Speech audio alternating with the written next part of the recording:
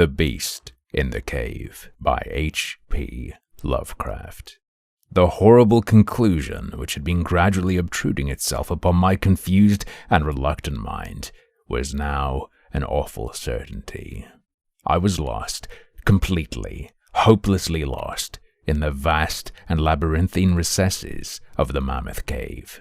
Turn as I might, in no direction could my straining vision seize on any object capable of serving as a guidepost to set me on the outward path. That never more should I behold the blessed light of day, or scan the pleasant hills and dales of the beautiful world outside. My reason could no longer entertain the slightest unbelief. Hope had departed. Yet, indoctrinated as I was by a life of philosophical study, I derived no small measure of satisfaction from my unimpassioned demeanor. For although I had frequently read of the wild frenzies into which were thrown the victims of similar situations, I experienced none of these, but stood quiet as soon as I clearly realized the loss of my bearings. Nor did the thought that I had probably wandered beyond the utmost limits of an ordinary search cause me to abandon my composure, even for a moment. If I must die, I reflected, then was this terrible yet majestic cavern as welcome a sepulchre as that which any churchyard might afford, a conception which carried with it more of tranquillity than of despair. Starving would prove my ultimate fate. Of this I was certain. Some, I knew, had gone mad under circumstances such as these, but I felt that this end would not be mine. My disaster was the result of no fault save my own, since unbeknown to the guide, I had separated myself from the regular party of sightseers, and, wandering for over an hour in forbidden avenues of the cave, had found myself unable to retrace the devious windings which I had pursued since forsaking my companions. Already, my torch had begun to expire. Soon, I would be enveloped by the total and almost palpable blackness of the bowels of the earth.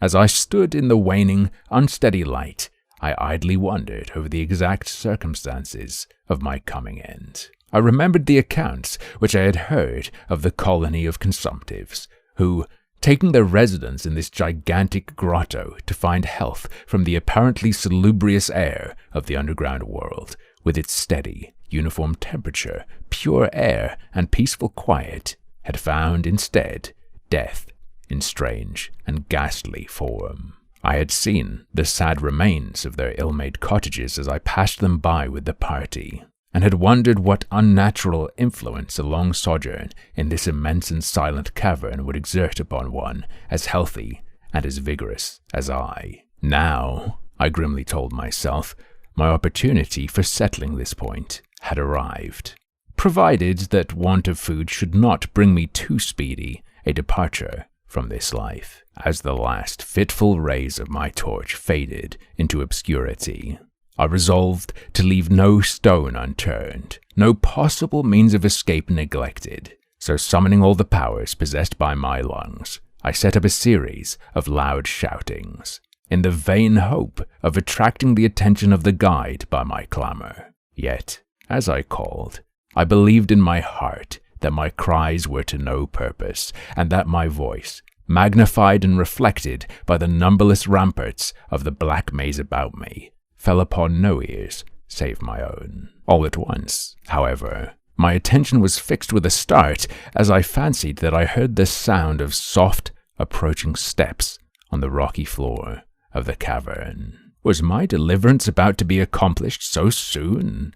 Had, then, all my horrible apprehensions been for naught? And was the guide, having marked my unwarranted absence from the party, following my course and seeking me out in this limestone labyrinth? While these joyful queries arose in my brain, I was on the point of renewing my cries in order that my discovery might come the sooner, when in an instant my delight was turned to horror as I listened. For my ever-acute ear, now sharpened in even greater degree by the complete silence of the cave, bore to my benumbed understanding the unexpected and dreadful knowledge that these footfalls were not like those of any mortal man. In the unearthly stillness of this subterranean region, the tread of the booted guide would have sounded like a series of sharp and incisive blows. These impacts were soft and stealthy, as of the padded paws of some feline. Besides, at times, when I listened carefully, I seemed to trace the falls of 4 instead of 2 feet. I was now convinced that I had by my cries aroused and attracted some wild beast, perhaps a mountain lion which had accidentally strayed within the cave. Perhaps, I considered, the Almighty had chosen me for a swifter and more merciful death than that of hunger. Yet the instinct of self-preservation, never wholly dormant, was stirred in my breast, and though escape from the oncoming peril might but spare me for a sterner and more lingering end, I determined nevertheless to part with my life at as high a price as I could command. Strange as it may seem, my mind conceived of no intent on the part of the visitor, save that of hostility. Accordingly, I became very quiet, in the hope that the unknown beast would, in the absence of a guiding sound, lose its direction, as had I, and thus pass me by. But this hope was not destined for realization, for the strange footfall steadily advanced, the animal evidently having obtained my scent, which in an atmosphere so absolutely free from all distracting influences as is that of the cave, could doubtless be followed at great distance. Seeing, therefore, that I must be armed for defense against an uncanny and unseen attack in the dark, I grouped about me the largest of the fragments of rock which were strewn upon all parts of the floor of the cavern in the vicinity, and, grasping one in each hand for immediate use, awaited with resignation the inevitable result. Meanwhile, the hideous pattering of the paws drew near. Certainly the conduct of the creature was exceedingly strange. Most of the time, the tread seemed to be that of a quadruped, walking with a singular lack of unison betwixt hind and 4 feet. Yet at brief and infrequent intervals, I fancied that but 2 feet were engaged in the process of locomotion. I wondered what species of animal was to confront me. It must, I thought, be some unfortunate beast who had paid for its curiosity to investigate one of the entrances of the fearful grotto, with a lifelong confinement in its interminable recesses. It doubtless obtained as food the eyeless fish, bats, and rats of the cave, as well as some of the ordinary fish that are wafted in at every freshet of Green River, which communicates in some occult manner with the waters of the cave. I occupied my terrible vigil with grotesque conjectures of what alterations cave life might have wrought in the physical structure of the beast, remembering the awful appearances ascribed by local tradition to the consumptives who had died after long residence in the cavern. Then I remembered with a start that, even should I succeed in killing my antagonist, I should never behold its form, as my torch had long since been extinct, and I was entirely unprovided with matches. The tension on my brain now became frightful. My disordered fancy conjured up hideous and fearsome shapes from the sinister darkness that surrounded me, and that actually seemed to press upon my body. Nearer, nearer, the dreadful footfalls approached. It seemed that I must give vent to a piercing scream. Yet had I been sufficiently irresolute to attempt such a thing, my voice could scarce have responded. I was petrified, rooted to the spot. I doubted if my right arm would allow me to hurl its missile at the oncoming thing when the crucial moment should arrive. Now the steady pat, pat of the steps was close at hand. Now, very close, I could hear the labored breathing of the animal, and terror-struck as I was, I realized that it must have come from a considerable distance, and was correspondingly fatigued. Suddenly the spell broke. My right hand, guided by my ever-trustworthy sense of hearing, threw with full force the sharp-angled bit of limestone which it contained, toward that point in the darkness from which emanated the breathing and pattering, and, wonderful to relate, it nearly reached its goal, for I heard the thing jump, landing at a distance away, where it seemed to pause. Having readjusted my aim, I discharged my second missile, this time most effectively, for with a flood of joy I listened as the creature fell in what sounded like a complete collapse, and evidently remained prone and unmoving. Almost overpowered by the great relief which rushed over me, I reeled back against the wall. The breathing continued, in heavy, gasping inhalations and expirations, whence I realized that I had no more than wounded the creature, and now all desire to examine the thing ceased. At last, something allied to groundless, superstitious fear had entered my brain, and I did not approach the body, nor did I continue to cast stones at it in order to complete the extinction of its life. Instead, I ran at full speed in what was, as nearly I could estimate in my frenzied condition, the direction from which I had come. Suddenly I heard a sound, or rather, a regular succession of sounds. In another instant, they had resolved themselves into a series of sharp, metallic clicks. This time, there was no doubt. It was the guide. And then I shouted, yelled, screamed, even shrieked with joy as I beheld in the vaulted arches above the faint and glimmering effulgence which I knew to be the reflected light of an approaching torch.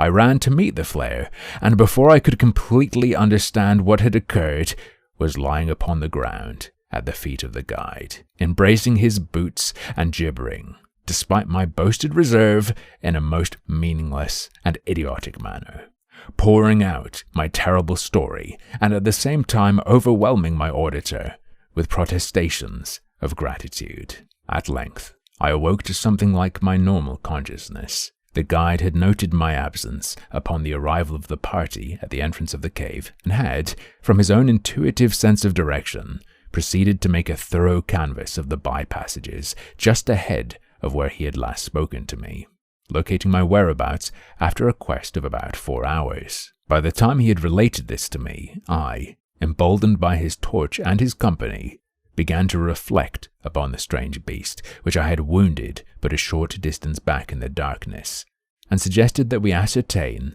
by the rushlight's aid, what manner of creature was my victim. Accordingly, I retraced my steps, this time with a courage born of companionship, to the scene of my terrible experience. Soon we descried a white object upon the floor, an object whiter even than the gleaming limestone itself. Cautiously advancing, we gave vent to a simultaneous ejaculation of wonderment, for of all the unnatural monsters either of us had had in our lifetimes beheld, this was in surpassing degree the strangest. It appeared to be an anthropoid ape of large proportions, escaped, perhaps, from some itinerant menagerie. Its hair was snow white, a thing due no doubt to the bleaching action of a long existence within the inky confines of the cave. But it was also surprisingly thin, being indeed largely absent save on the head, where it was of such length and abundance that it fell over the shoulders in considerable profusion. The face was turned away from us, as the creature lay almost directly upon it. The inclination of the limbs was very singular, explaining, however, the alternation in their use which I had before noted, whereby the beast used sometimes all 4, and on other occasions but 2, for its progress. From the tips of the fingers or toes, long nail-like claws extended. The hands or feet were not prehensile, a fact that I ascribed to that long residence in the cave which, as I before mentioned, seemed evident from the all-pervading and almost unearthly whiteness so characteristic of the whole anatomy. No tail seemed to be present. The respiration had now grown very feeble, and the guide had drawn his pistol with the evident intent of dispatching the creature, when a sudden sound emitted by the latter caused the weapon to fall unused. The sound was of a nature difficult to describe. It was not like the normal note of any known species of simian, and I wondered if this unnatural quality were not the result of a long-continued and complete silence, broken by the sensations produced by the advent of the light, a thing which the beast could not have seen since its first entrance into the cave.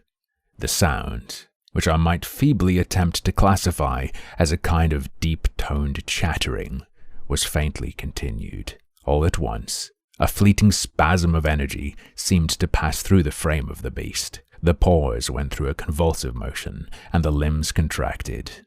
With a jerk, the white body rolled over so that its face was turned in our direction. For a moment I was so struck with horror at the eyes thus revealed that I noted nothing else. They were black, those eyes, deep, jetty black, in hideous contrast to the snow-white hair and flesh. Like those of other cave denizens, they were deeply sunken in their orbits and were entirely destitute of iris. As I looked more closely, I saw that they were set in a face less prognathous than that of the average ape, and infinitely more hairy. The nose was quite distinct. As we gazed upon the uncanny sight presented to our vision, the thick lips opened, and several sounds issued from them, after which the thing relaxed in death. The guide clutched my coat sleeve and trembled so violently that the light shook fitfully, casting weird, moving shadows on the walls about us. I made no motion, but stood rigidly still, my horrified eyes fixed upon the floor ahead. Then fear left, and wonder, awe, compassion, and reverence succeeded in its place. For the sounds uttered by the stricken figure that lay stretched out on the limestone had told us the awesome truth. The creature I had killed, the strange beast of the unfathomed cave was, or had at one time been, a man!